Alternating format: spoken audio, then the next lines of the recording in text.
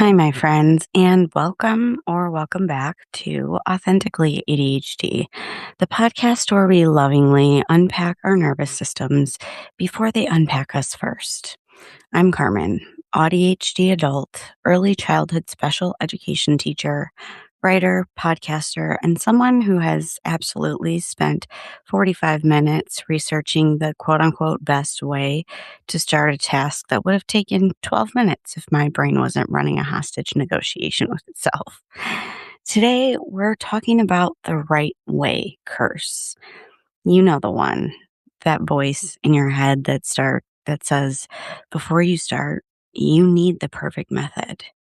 Before you try, you need the correct plan. Before you send that text, you need the exact tone and wording. Before you clean, you need to know the proper sequence, the right playlist, the correct emotional weather, and maybe a small sacrifice to the executive function gods. But apparently, wiping the counter wrong is a felony now. And for AuDHD brains, perfectionism often isn't about being fancy, flawless, or dramatic. It's about safety. It's about your nervous system saying, I need a map before I can move, or I need certainty before I begin. I need to know the rules before I risk being seen. And honestly, that makes a lot of sense because many of us have spent our lives being corrected for how we naturally exist. Too sensitive, too intense, too distracted, too rigid, too emotional, too much, not enough. A walking Yelp review with trauma responses. So today we're getting into what AuDHD perfectionism can look like, what it feels like in the body, why it happens in the brain, and how we can start recovering from it without turning into another perfectionistic side quest. Because no, girl, we are not making a 14 tab spreadsheet titled heading, but make it immaculate. Okay. So, what can this look like? The right way curse is when your brain treats every task like there is only one correct answer and it's hidden. And if you don't find it, something bad is going to happen. You'll mess it up. You'll disappoint someone. You'll waste energy. You'll be misunderstood. You'll prove you're actually incompetent and useless. You'll make the wrong choice and be trapped forever. Now, does this sound kind of dramatic? Maybe, but also deeply nervous system coded. This can show up as over researching. Like, for example, you need to buy a vacuum and suddenly you're reading reviews, watching comparison videos, scrolling Reddit threads, and taking advice from a man named Kevin who made a suction his entire personality. Okay. 3 hours later, you still don't have a freaking vacuum, okay? You have decision fatigue, a headache because you forgot to drink water or eat during any of that, and you have the soul of a Victorian window. It can also show up as not starting unless you can do the whole thing. I can't clean the kitchen because I don't have time to clean the whole kitchen. Like, I can't wipe off the counters and the tables because I can't vacuum and mop the floors and do the dishes, etc., etc. I can't write the blog because I don't have the whole outline, which let me tell you, that's usually untrue. If you have the start of an outline, you can usually write out the rest without an outline. That's what people like, actually. I can't exercise because I don't have a perfect routine. I can't fix my life today, so I guess I'll become one with the couch and let the moss take me. This is all or nothing thinking. It's a cognitive distortion that a lot of neurodivergent folks struggle with. So you're not alone.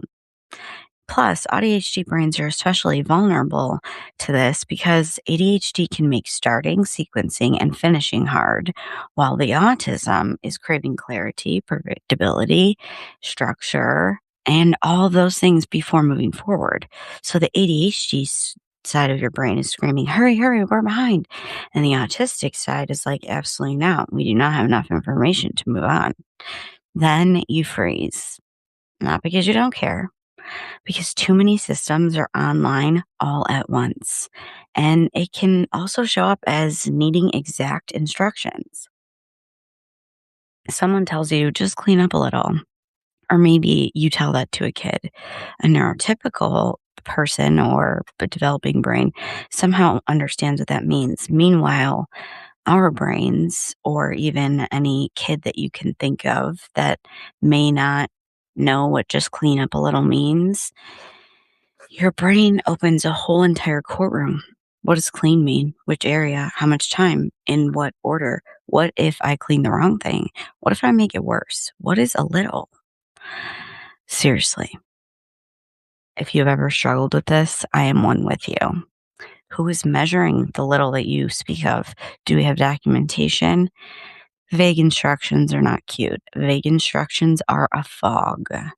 And for a brain that already works, that's hard to predict, organize, regulate, and interpret the world, fog can feel like a threat. So perfectionism tries to build clarity where clarity was never given. AuDHD perfectionism is also not just a thought pattern. It often shows up as a full body experience because what it can feel like in your body is a tight chest, maybe a buzzing stomach, maybe your jaw's clenched, you have a headache behind your eyes, a body that wants to run, but a brain that can't choose a direction, a heavy pressure to figure it out before you can even breathe. It feels like standing at the edge of a task and not being able to find the door. And the worst part is that from the outside, this can look like laziness, procrastination, avoidance, or being difficult. But inside, it feels like your nervous system is trying to prevent the disaster. Not tiger in the room disaster, more like email disaster, tone disaster, deadline disaster. Someone said, we need to talk disaster, which respectfully should be illegal without context, in my opinion. Just saying. Perfectionism says, if I do this perfectly, I won't be judged. If I plan enough, I won't regret it. If I explain it exactly right, I won't be misunderstood. If I make no mistakes, no one can criticize me. If I get it right, I'll be safe. And this is not vanity, because it sounds kind of vain. It's literally survival math.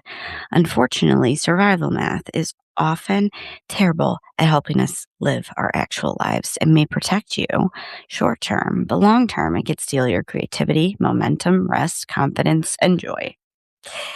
Perfectionism promises safety, but a lot of time it delivers paralysis wearing a blazer. Literally. Why does this happen? We're going to make this neuroscience simple. Your brain is constantly predicting. It's always asking questions.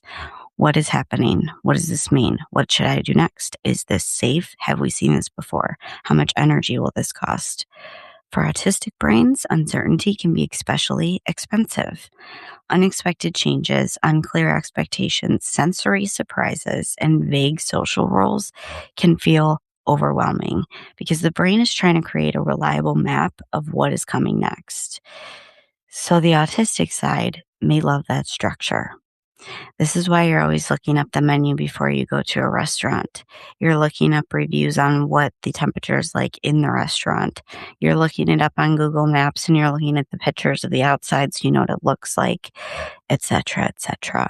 We just like to have a map of what is coming next. And those are some things that you can do to help with the rules, routines, scripts, systems, clear steps, known expectations. Because this is not a bad thing. Structure can be supportive. But the problem is when your nervous system starts believing if I do not follow the exact right structure, I'm not safe. Now we're going to add in ADHD. Makes it so much more fun. ADHD can make it harder to organize the steps, hold the information in your working memory, regulate your emotions, estimate the time, shift the tasks, and start boring or overwhelming things.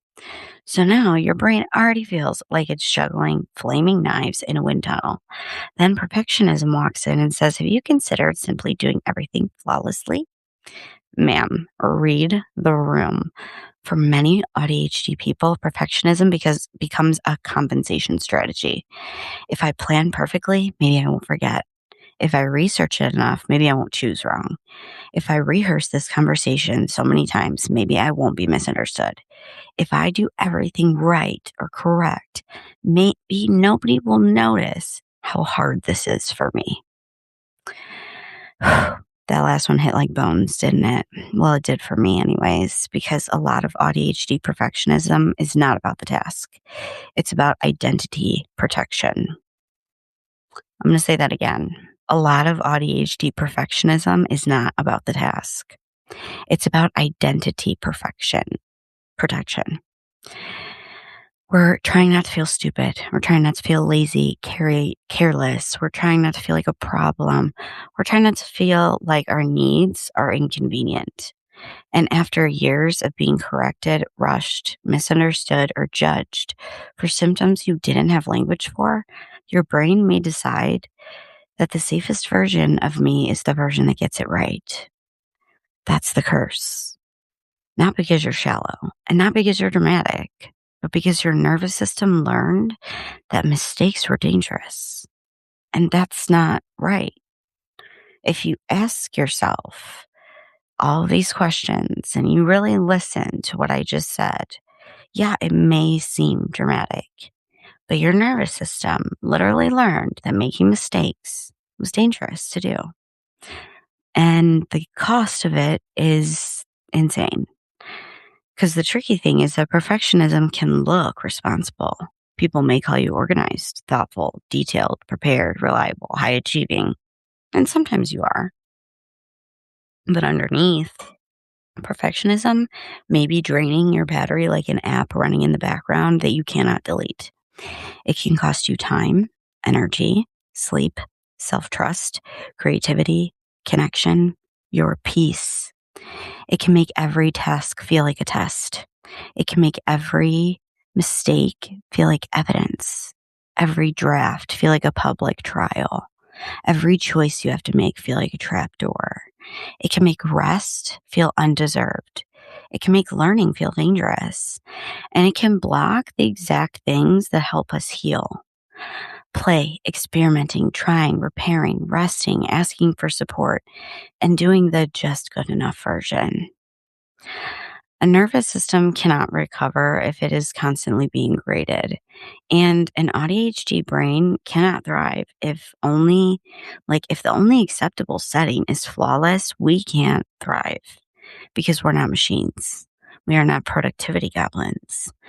We are humans who have sensory systems, histories, needs, limits, emotions, hormones, memories, trauma, joy, and random mornings where the texture of a sock just ruins your entire morning.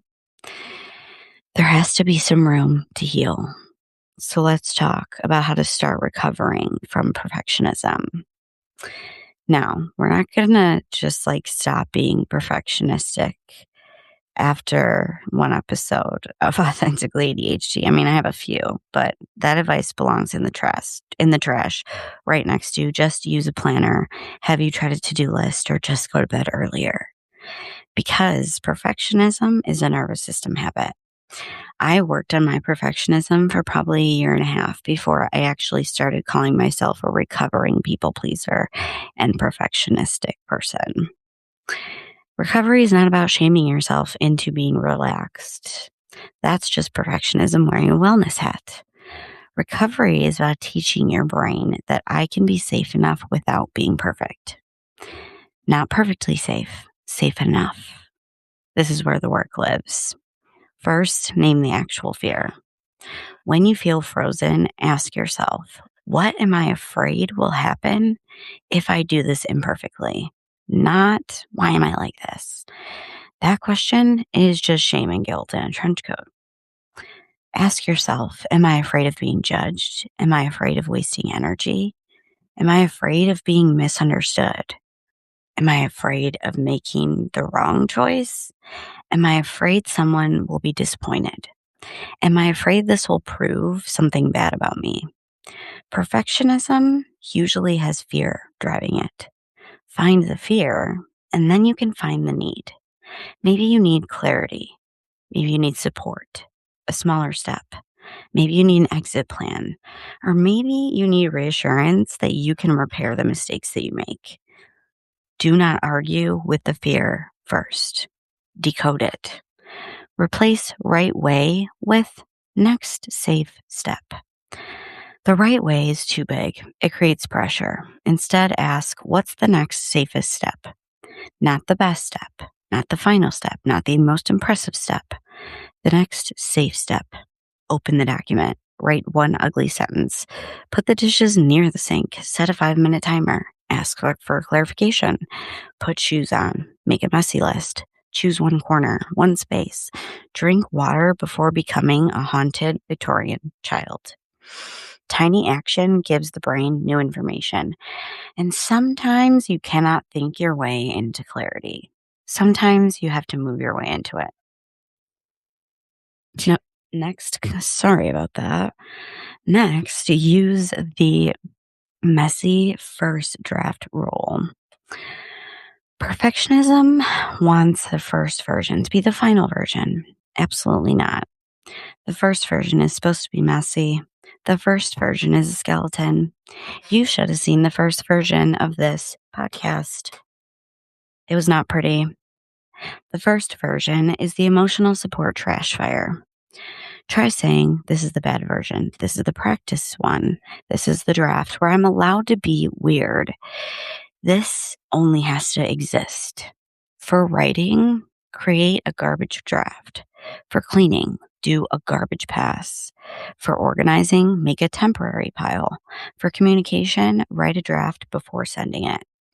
Existence before excellence. You cannot edit what does not exist, which is rude because I would love to edit imaginary finished work while lying down in my bed. Next is define done before you start. You can refer to one of my blogs that talks all about why defining done helps a person start. Because perfectionism loves vague tasks. Why? Because vague tasks have no finish line, no definition of done. So define what done looks like, not perfect. Done. Examples. The kitchen is done when the trash is out, dishes are loaded, and counters are wiped. Or the email is done when I clearly answer the questions that are asked of me. Or the walk is done after X amount of minutes. The laundry is done when I clean the clothes that are in the baskets. Folding is a separate task because I am not a miracle worker. Again, defining done helps you get started. If I define done as the laundry is done when the clean clothes are folded in the baskets, my personal one would be when they're folded or put away because I don't fold my clothes. Anyways, back to the tips. Make done visible. If a camera could see it, it counts. This helps your brain stop chasing a feeling and aiming for an actual endpoint. Because feelings are terrible project managers, okay? That's why we just bring our heart with us, but we use our brain, okay? We just bring our heart with. We can't use our feelings to manage projects. It's never going to work.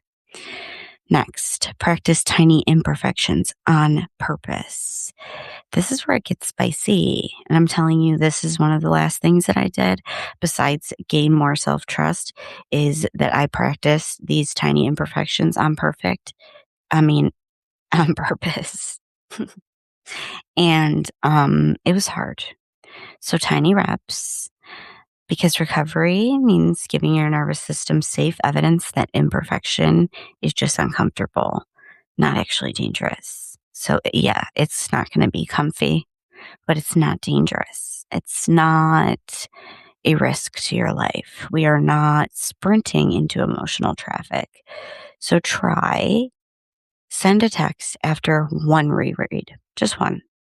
Post the helpful thing, even if the spacing isn't like perfect. Leave one non-urgent chore unfinished overnight. Make the easy dinner. Ask for clarification instead of pretending that you understand and, like staying up all night trying to figure it out. Take the B plus option. Choose good enough. Then I want you to reflect and notice, did the world end? Did anyone hate me? Did I handle the discomfort? Could I repair anything that needed repair? If I made a mistake, could I fix it?